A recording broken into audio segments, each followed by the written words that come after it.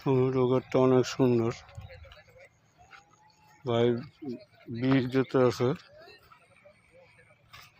একটা অনেক ভালো টমেটো হয়েছে।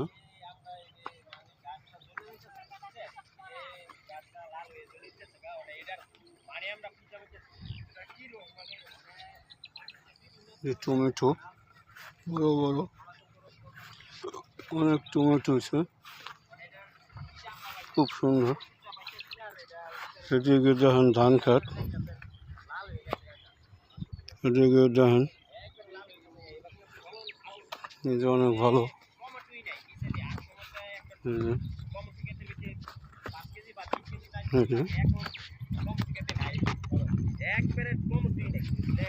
এই যে কাকটা ওরা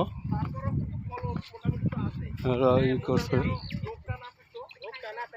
ভিডিও বানাইতে আছে। এখন এই রোগের সমাধান সম্পর্কে বলেন।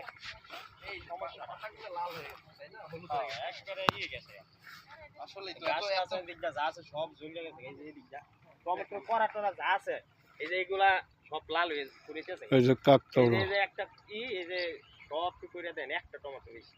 আসলে দেখেন কত সুন্দর একটা ক্ষেত, এত ফলন আসার পরেও কিন্তু এই সামান্য এই রোগের কারণে সেই ফসলগুলা সুন্দরভাবে উৎপাদন হচ্ছে না। এর চাইতে কিন্তু বেশি টমেটো ধরে, তাই না ভাই? অনেক টমেটো দেখেন, অনেক টমেটো, তারপরও কিন্তু যদি রোগটা না থাকতো না,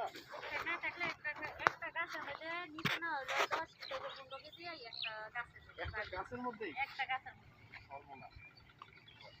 এইদিকে আসলে আমরা দেখি যে এইদিকে টমেটো কিন্তু প্রচুর চাষ হয়। অনেক চাষ হয় এদিকে, এই যে যা আছে সব টমেটো শাকসবজি এদিকে, মানে কৃষি ছাড়া অন্য কোনো জিনিস করে। বর্ষাকালে তো এটা পানির মধ্যে, বর্ষাকালে এই জায়গা, বর্ষা এই জায়গায় এই ধান ক্ষেত সব ডুবে যায়, নদী জায়গা। ঠিক আছে ভাই, ধন্যবাদ। তাহলে এখন কি আর করার, চিকিৎসা করতেই হবে, কিছু করার নেই তো, মানে আমরা জানিও না, আমরা মানে একটা ইও নাই এদিকে দক্ষ একটা ডাক্তার।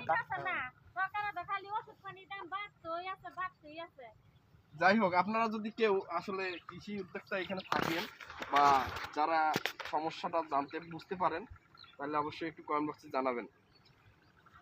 ঠিক আছে, আমরা মাঝে মাঝে তো আসি এদিকে। সূর্য এখন চলে যাচ্ছে, আসলে রমজান মাস, একটাই টাইম হচ্ছে। মামা চলো।